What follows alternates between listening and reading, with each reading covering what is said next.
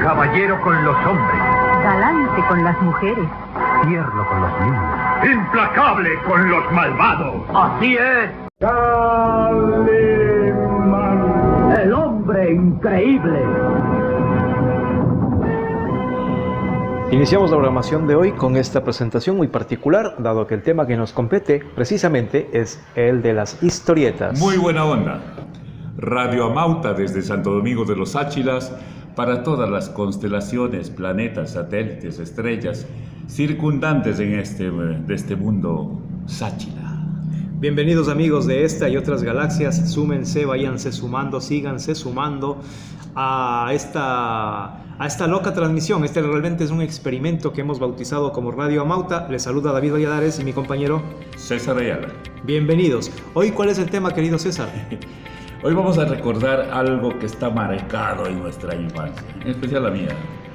Es el cómic, las revistitas, los lugares donde íbamos a leer revistas. Las historietas. No me acuerdo por cuánto era, pero que nos cobraba una centavita. Sí.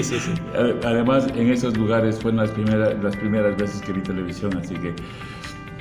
Te comento que alguna vez llegué a pagar, creo que un sucre por leerme Memín.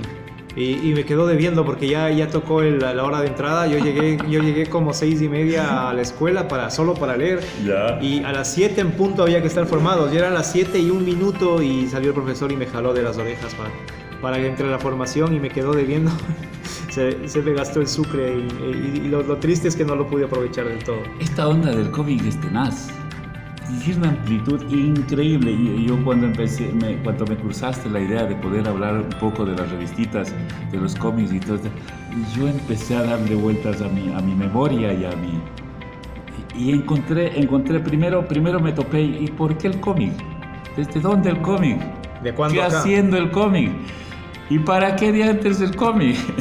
Entonces todas estas preguntas un poco me invadieron junto a las imágenes de una cantidad de revistas que nosotros veíamos y que nos eran fantásticas en ese contexto, en ese paisaje donde nos desenvolvíamos. En mi caso, y yo la revistería que más me acuerdo era en la Ferroviaria Alta, que había un bazar que vendía de todo, papelería y toda la cuestión, y ahí tenía sus tableros con ligas. En las ligas estaban todas las revistas de moda que iban cada mes, creo que innovando. Había en las 5 esquinas un lugar muy parecido al que tú me comentas, donde colgaban las revistas en un tendedero como de ropa, lo que estaban con pinzas, ¿no? Y era genial porque tú podías coger y como que cogías la revista del tendedero y te la ponías a leer. Y una de las revistas quizá que más marcaron mi infancia sería El Santo. El Santo, el enmascarado de lata. No, de plata. Con las momias de Guanajuato. Con las momias de Guanajuato. La muñeca llorona, ¿te acuerdas? Y eso venía acompañado de toda esa tradición mexicana. Es el cómic mexicano, básicamente. De todos los luchadores. Y de la lucha libre en sí mismo. Producto, ¿no? de ello es lo que tenemos hoy en día, que es se llamaba WWF y que ahora es WWE. Nada en relación, primero por el paisaje, la inocencia del personaje, esa cuestión de la virtud, ¿me entiendes? Era una cuestión ética, moral y toda la cuestión. Pero había cómic, ¿no? un asunto que a mí me da hasta ahora un poquito de estupor.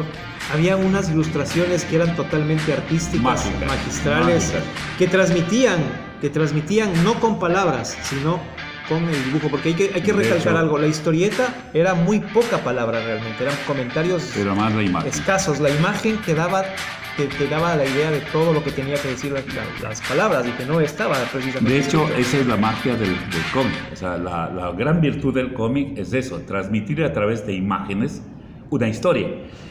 Por supuesto. Y ahí está también, quizás más luego tengamos tiempo un poco de hablar de esto, de la virtud del cómic.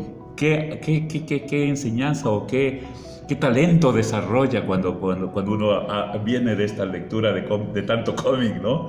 Pero una cosa que se me ocurrió es que en realidad el cómic va ligado a las zapaterías. ¿En serio? En serio, porque los lugares donde más más había, era la zapatería. O sea, la zapatería tenía su negocio aparte, que era la revistería. La revistería. El peluquero también tenía El algo peluquero, de revistería. pero era, de alguna forma era ligado al trabajo artesanal. Claro que ¿Entiendes? sí, siempre. Siempre era, El betunero. Cuando betuneros. tú ibas a la Plaza del Teatro en Quito, Santo Domingo, lugares conocidos por estos oficios, te ibas a lustrar los zapatos. Al betunero no le faltaba su revista de Calimán, por ejemplo, o su diario, ¿no es cierto? El Condorito también, que es otro referente, ¿no? Sí. Y que uno siempre que estaba pues alquilando el servicio del lustrabotas, uno siempre tenía el tiempo suficiente para hojear por lo menos varios episodios de estas revistas emblemáticas.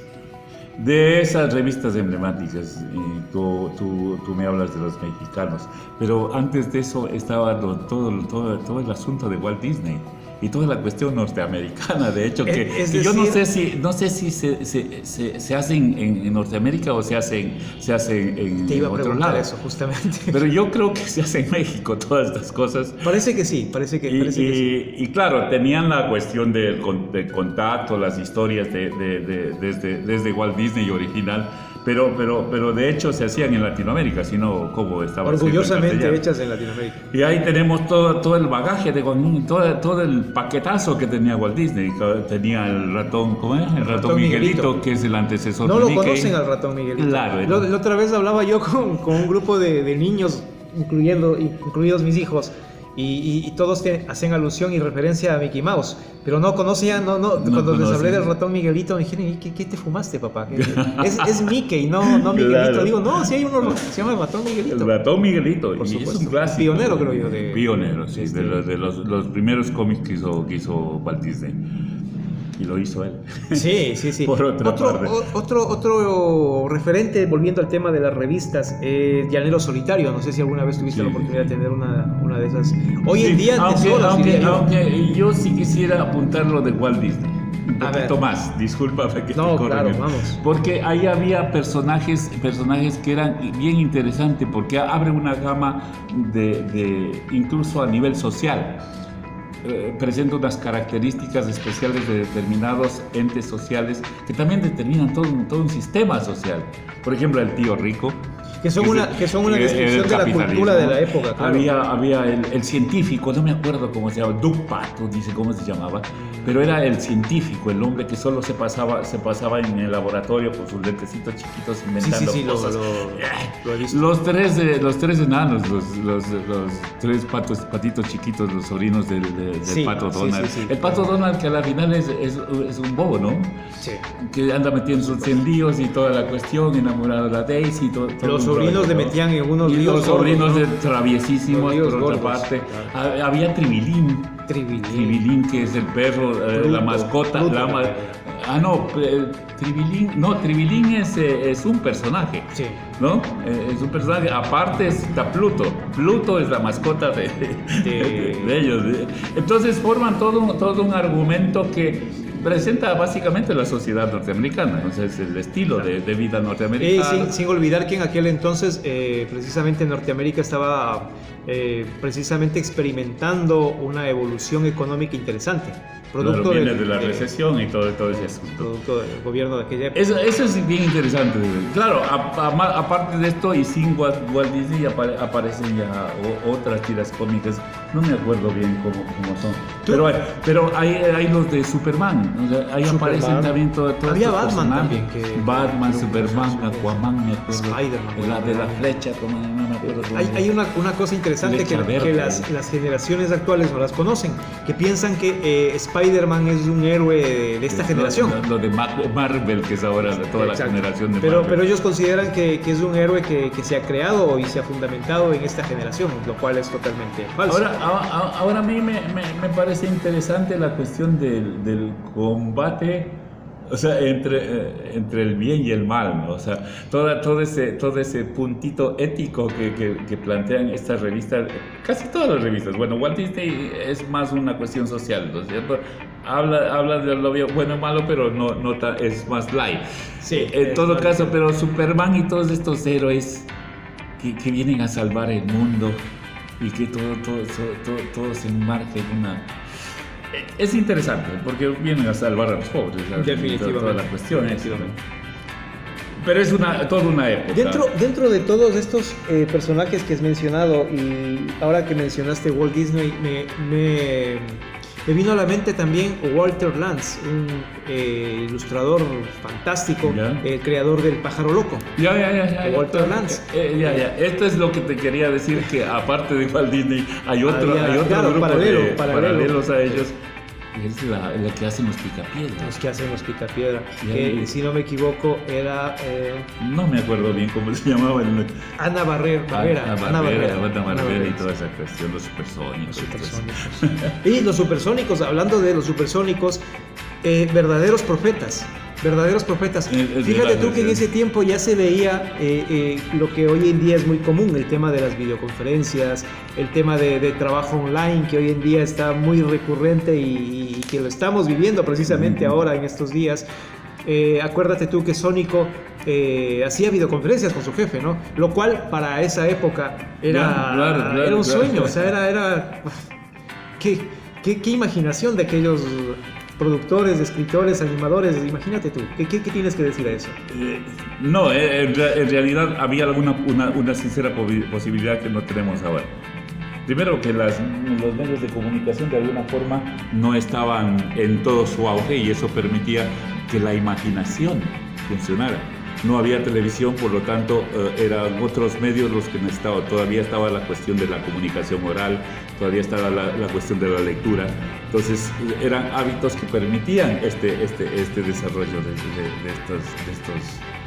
de estas formas de comunicación. Y formas de expresarse.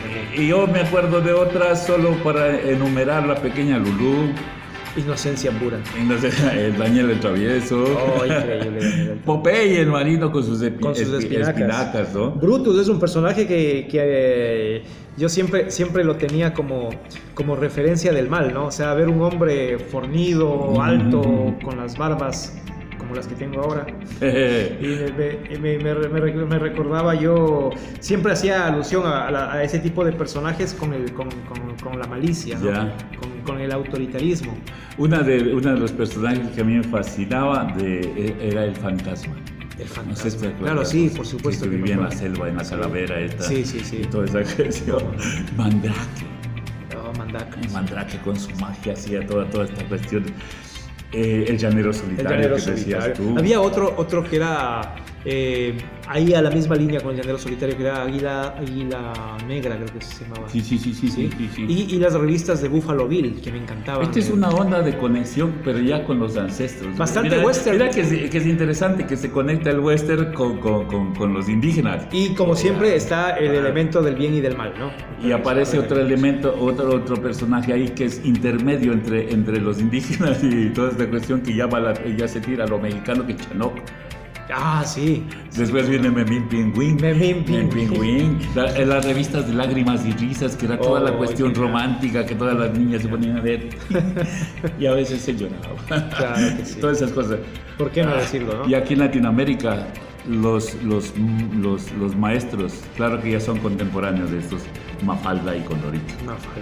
Los conocidos, por lo menos. Mafalda de Quino y Condorito de Pepo.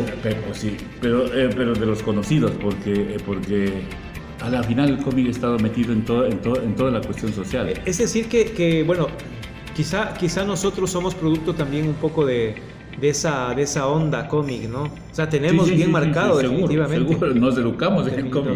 Nos educamos en el cómic. Eso sería interesante ver, incluso compartir con ustedes, los que nos están escuchando, qué ventajas tuvo esto de crecer con cómic. O sea, ¿qué nos enseñó? Bueno, pero yo quisiera tomar un poco en el cómic qué es lo que había en cómics.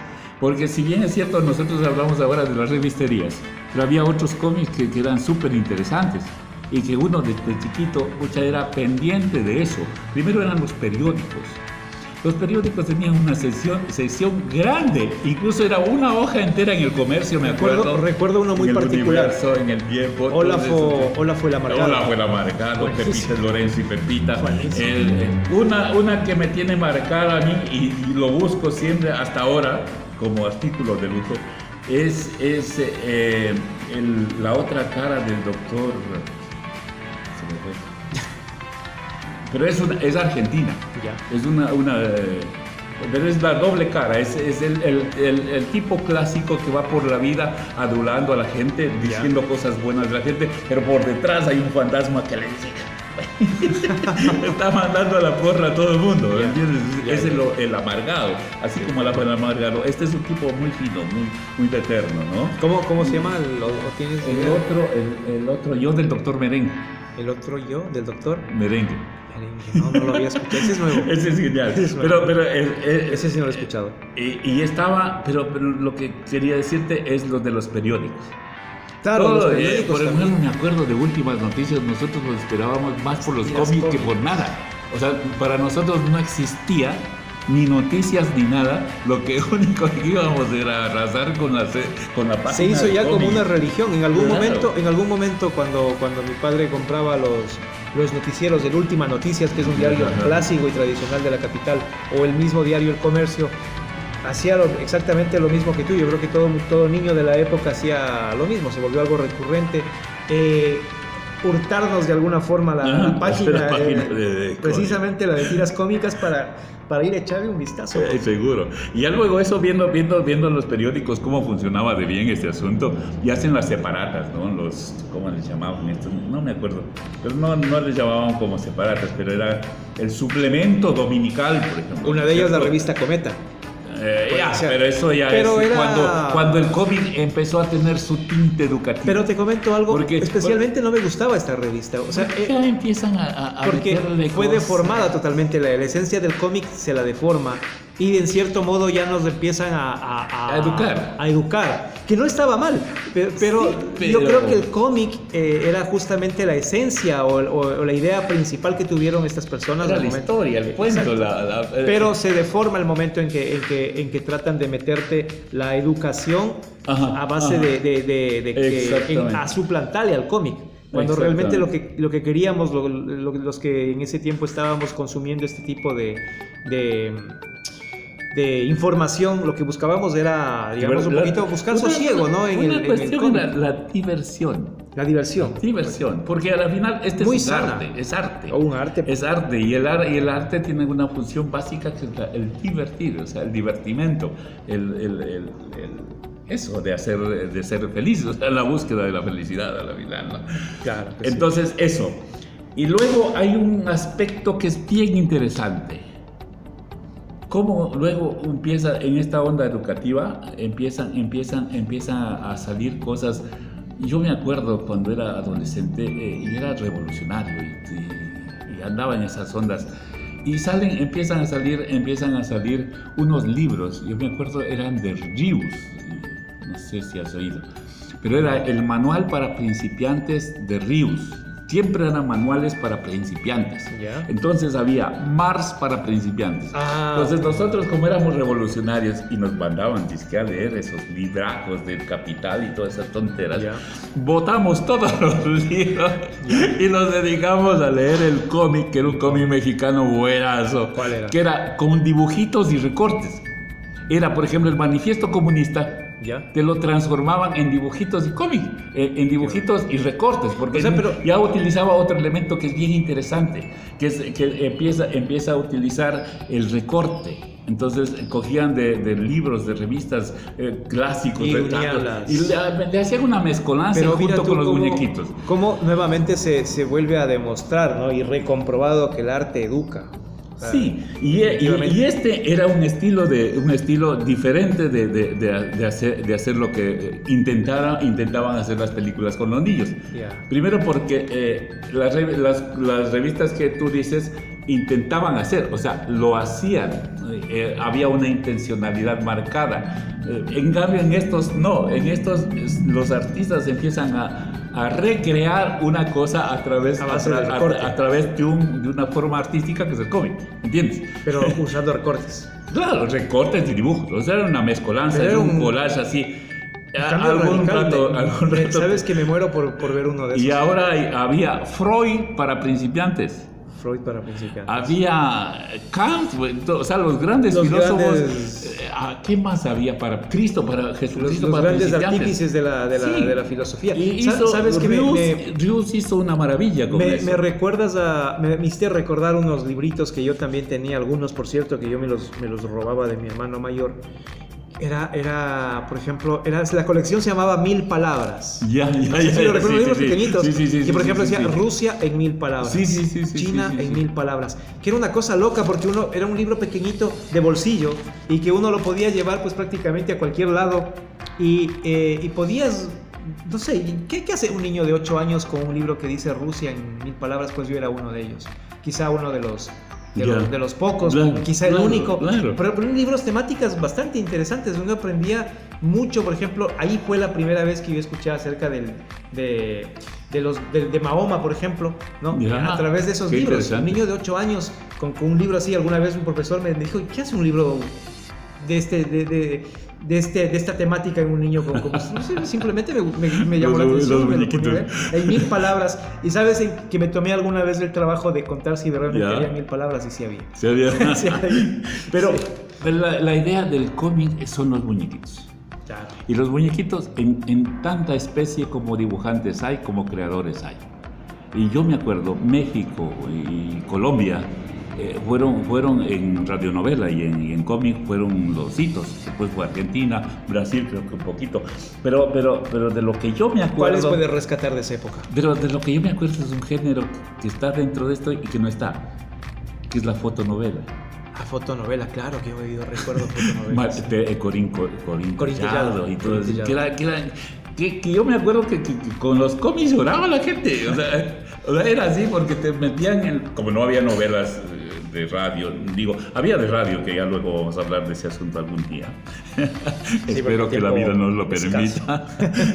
Pero la novela era apasionante, de esas novelas clásicas mexicanas, así de lloronas, pobrecita, la mujer pobre que se enamora del rico y el rico o viceversa y se casa con otra y toda esa todo un drama. Ese drama que lo hemos palpado en la novela sigue mexicana, vendiendo, ¿no? En la novela mexicana, en la radio, en la telenovela mexicana, en la telenovela venezolana en una época. Claro. Todos esos dramas. Había muy buenas producciones venezolanas. Pero imagínate todo este drama solo con fotogramas, o sea, solo con fotografías. Entonces los actores se ponían en sus posturas, ¿sí? Y había un fotógrafo que interpretaba todo. Que se hacía una recopilación tipo cómics, bien ubicado con sus textos y todo eso, y creaba una imagen. Pero la cuestión aquí es la imagen. El cómic básicamente es cómo hablar con la imagen. Claro. Y las ventajas de esto. Y muchas de las veces, como el dije, cómic te enseñó a leer. Sí. Porque la costumbre de leer aparece con el cómic. O sea, tú empiezas leyendo. Se volvió como una religión esto del... Ya, pero luego lo que te da es un principio hacia la lectura. O sea, te engancha hacia la lectura, porque ya del pasito, del dibujito, a leerte un libro suavito. Es suavito, ya. Lleva suavito. Esa es una. La creatividad, el desarrollo creativo. Porque tú empiezas a utilizar la imaginación y con la imaginación empieza a despertarse una cantidad de formas que te permiten, y ya si encuentras una fórmula que es el arte, por ejemplo, si encuentras la pintura, si encuentras el escribir, la literatura y todas esas cosas, ya de ahí no hay o sea, ya tienes el elemento básico que es la imaginación y la creación. Otro factor que trabaja también es la cuestión de la sensibilidad, ¿no? O sea, porque habían imágenes que definitivamente, como mencionaste hace un momento, pues te partían el corazón y pues, inevitablemente terminabas llorando o terminabas riendo, quizá, porque todos estos elementos, estos artificios que se utiliza para la creación de las revistas, de los cómics, pues definitivamente estaban bien elaborados, eran artísticamente elaborados y pues tenían una ¿qué te puedo decir? Una manera única de llegar a sus lectores. Y eso era lo que precisamente nos enganchaba. Ahora, habría que ver la perspectiva del cómic. Y yo en la actualidad he visto bastantes cómicos, pero claro, como toda obra artística, son un poco reflejo de la sociedad en que se vive. Claro. Entonces el cómic como que se llena de sensualidad, se llena de violencia y empiezan a aparecer en especial en Europa. Han surgido unos cómics espectaculares. Los chinos con los hentais y cosas de estas. Los animes. Los animes, todo este cosa que es lo que hay. Claro. Pero dicho sea de paso, el anime tampoco es que es muy nuevo, ¿no? Porque, por ejemplo, si tú, bueno, quizá tú un poco más grande, no lo ves así, pero cuando era pequeño, por ejemplo, Mazinger es un anime donde tú lo miras. El robot del Vengador, claro. Anime. Caballeros del Zodíaco, anime también, caricaturizados. Claro. Pero ya de alguna forma eran ellos pioneros de lo que hoy se conoce como anime. Hoy en día ha ganado mucha fuerza, así con Goku, con otros que me pasan. Ahora yo sí quisiera de alguna forma preguntarte a vos. A ver. ¿Sirven los cómics en la actualidad? ¿Servirían para algo los cómics en la actualidad? ¿Se podría pensar en el cómic como una herramienta comunicativa en la actualidad? Pues yo creo que sí, pero o sea, no puedo decirte si los cómics actuales están haciendo esa función precisamente. Pero yo creo y te propongo abiertamente, hagamos algo para que sí sea así. De hecho, nosotros en este proyecto grande que es el Amauta, tenemos con la Casa de la Cultura en estas épocas, estamos haciendo el Pintacuentos, que se trata un poco de hacer esto, es casi sin pensarlo un resumen de todo esto. David se encarga de contar el cuento mientras yo me empiezo a dibujar el cuento. Y luego de eso juntamos a los niños y a los jóvenes que están al lado nuestro, nuestro público, y hacemos que ellos pinten con nosotros. Que participen también de la experiencia pictórica. Exacto. Narrativa. Que pinten y además que recuerden el cuento, recuerden sus escenas, recuerden todas sus cosas. Y luego, ya cuando hemos terminado de pintar nuestro cuento, empezar otra vez a narrar el cuento, pero ya desde ellos. Desde su perspectiva. Precisamente como tú lo acabas de manifestar, y para los amigos oyentes que están siempre pendientes de lo que hacemos aquí, este par de locos, pues el Pintacuentos es justamente eso, es una fusión de dos corrientes artísticas, de dos expresiones artísticas, la una pictórica, la otra narrativa, y pues hacer algo con la comunidad, que esté enfocado hacia la comunidad. Sabido que el cuento es una herramienta quizá la más antigua del mundo, pero que siempre ha estado vigente en todos nuestros saberes, en todas nuestras enseñanzas. Un ejemplo de ello, ya lo hemos mencionado, los cómics, las caricaturas, que de alguna forma también son cuentos, ¿no? Son cuentos, y siempre también el arte de la ilustración, de la gráfica, y para ello pues nadie mejor que el maestro Ayala.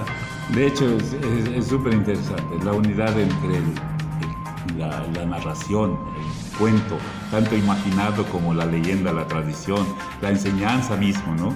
Unificado con lo gráfico, con la forma de comunicación gráfica, de cualquier nivel. Puede ser un collage, puede ser un dibujo, puede ser... forman en sí el cómic. Ha formado desde siempre el cómic ha sido da como resultado, el hacer probar a la gente, el probar nosotros mismos desde cada ámbito de donde estamos, probar entre hacer un muñequito en base de una historia es realmente una cuestión que puede ayudarnos en nuestra formación personal, puede hacernos crecer como personas. No, y definitivamente, acotando a lo que acabas de mencionar, sin duda alguna, la primera experiencia que tuvimos, que fue hace 15 días, fue una experiencia maravillosa porque la hicimos en campo, la hicimos de primera mano con los niños y con los padres, y pues hubo muy buena acogida. Lo que me encantó fue que los niños en sí pues se expresaron y con sus colores, con sus matices, y bueno, para eso también estuviste tú principalmente para direccionar el trabajo de pictórico, y mi persona para hacerles viajar un poquito con la imaginación a través de las palabras. Listo, eso es lo que queríamos compartir en esta ocasión a todos esos amigos de esta galaxia, de este planeta, de esas estrellas cercanas. Gracias, amigos, por estar con nosotros. Saludos a las constelaciones que en este momento nos están escuchando y que nos escucharán. Saludo y un abrazo desde siempre, desde Santo Domingo Profundo para Ecuador y el mundo. En una próxima oportunidad estaremos reuniéndonos para seguir conversando de estos temas tan dentro, apasionantes, que están tan dentro de nosotros y que sabemos que están también dentro de ustedes. Muchísimas gracias por escucharnos. Buena vida a todos desde Santo Domingo Profundo. Queda abierta la invitación también para que nos hagan sus comentarios, nos regalen su like. Seguro que sí. Compartan también este aporte a quienes piensen igual que nosotros, igual que ustedes. Y un abrazo. Buena vida. Buena vida.